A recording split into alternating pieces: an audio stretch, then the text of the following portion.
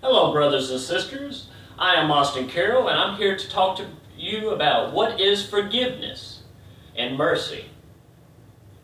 To many of y'all, forgiveness may be as simple as saying, I forgive you, I accept your apology. But forgiveness is even more deeply riddled than that. It's more in the heart and in the mind. Let's go ahead and take a reading from Matthew chapter 6, verses 14 through 15. For if you forgive men when they sin against you, your Father will also forgive you. But if you do not forgive men their sins, your Father will not forgive your sins. I don't know about you, but from Matthew chapter 6, verses 14 through 15, I draw a quick conclusion that if you do not give amnesty to your enemies or to anyone that has crossed your path and caused you ill or transgressed you in any way or matter, that your Father in heaven will not forgive your sins because you did not give yourself the opportunity to have peace. You chose spite and to be vengeful. For when you are called to give mercy to another or to forgive them and forget, you are given the position of power. You're given the power card. You're the one with sole authority. Brothers and sisters, there are many among us that when given authority begin to feel above everything. Whether it be laws or policies, but above everything that has made us great, everything that has led us to the blessings that we live amongst, to everything that we have to be thankful for. God has blessed every single one of us enormously, whether it be materialistic, intellectually, education, loving ability, giving, receiving. There are so many different ways that God blesses us. Daniel chapter 9, verse 9. The Word our God is merciful and forgiving, even though we have rebelled against Him. So even when we did not deserve His mercy, when we did not deserve His forgiveness, He placed it onto us, gave us the benefit of the doubt, loves us as a father loves his kids. For all of you out there that may be fathers that are watching this video, you know what it means to love your kids. That no matter the circumstances, you will always back up your child. You'll always be there for them. Even if they seem rebellious or unwilling or troubled to an extent beyond reconciliation, you still stand beside them. Even if they are guilty, you stand beside them and you're still in their corner.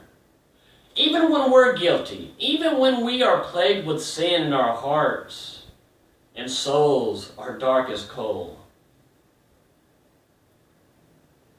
your Father, my Father, our Father, continues to stand in our corner.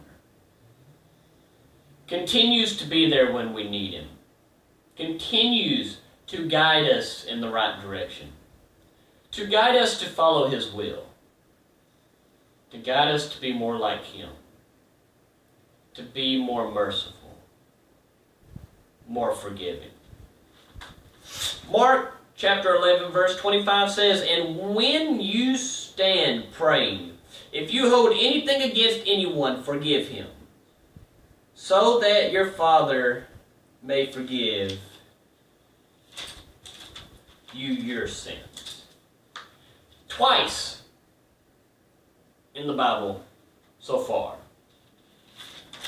In the book of Mark, in the book of Matthew, we both heard that if you do not forgive, you shall not be forgiven. Do not take away the promised land that was promised to our father Abraham, our father Isaac, our father Jacob, our father Daniel. Do not hold a grudge and be so vengeful that you would take your own promised land, that you would strip the inheritance that God has placed upon you, that you would throw everything away just to see someone else hurt, to see someone else rot, just because they did something wrong to you. Forgive someone for their sins. Have mercy on them, for Jesus had mercy on us. Even when we put him up on the cross, even when we tortured him and let him die, he still loved us. He still had mercy on us. He didn't have to die. He didn't have to give us a chance. Our Father was ready to burn us all alive. But instead, he sent his Son down to die on the cross for us, to have mercy.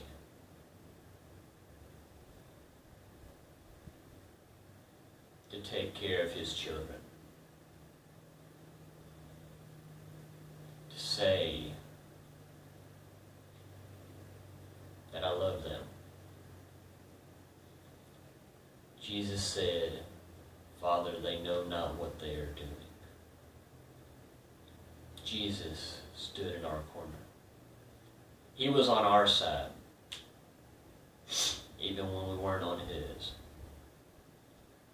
So please, brothers and sisters, whether it be as simple as someone cutting you off, or as extreme as someone punching you in the face, or lying to your face,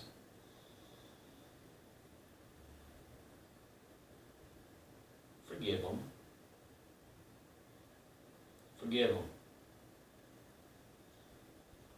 For Satan loves nothing more than you to have a vengeful heart, to have a heart plagued with hatred, a heart plagued with his own disease that draws you further and further away from your Father. A heart that condemns your salvation.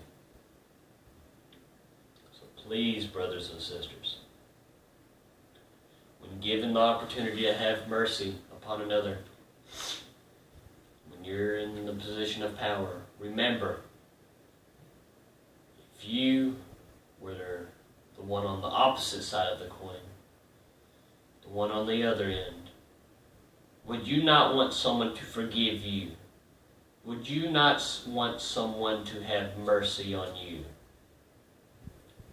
Would you want them to use their power to hurt and destroy you? For when we forgive, we break out of those chains. There have been many Christian songs about breaking the chains. Being merciful towards thy neighbor, loving them enough that you forgive them. You're breaking those chains that hold you back. You're breaking those chains that kept you in the same place that you are. Many of us strong-willed Christians, many of us sons and daughters of God, want to be a big part of this world. We want to change things. We want our fellow neighbor to see the grace that God can place upon them.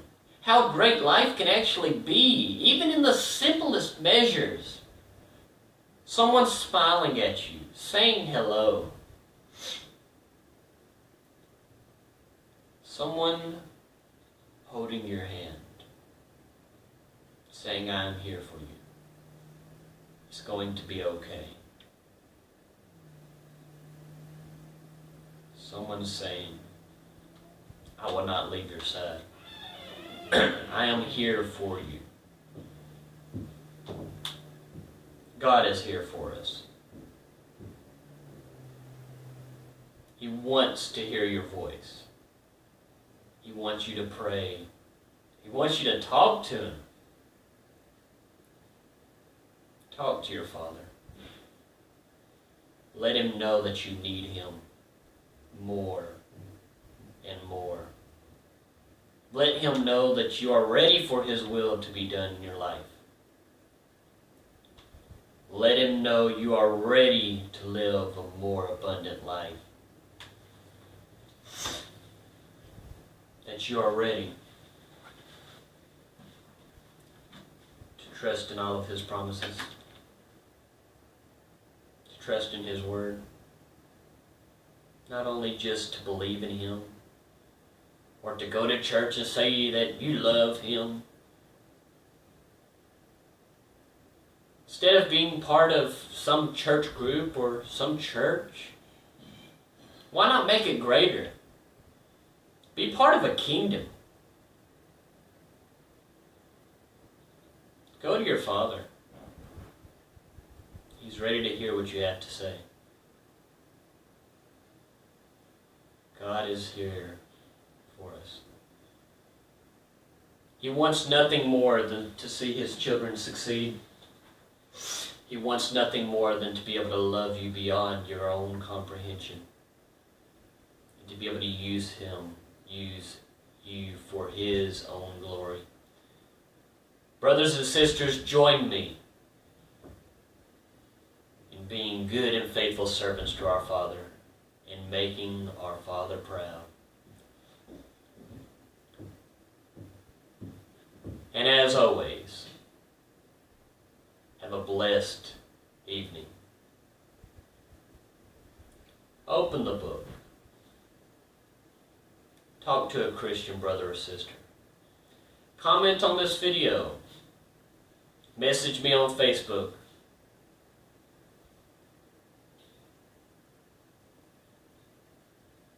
God has many conduits He works through to speak to you.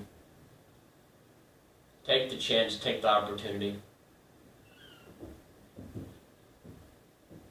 God bless.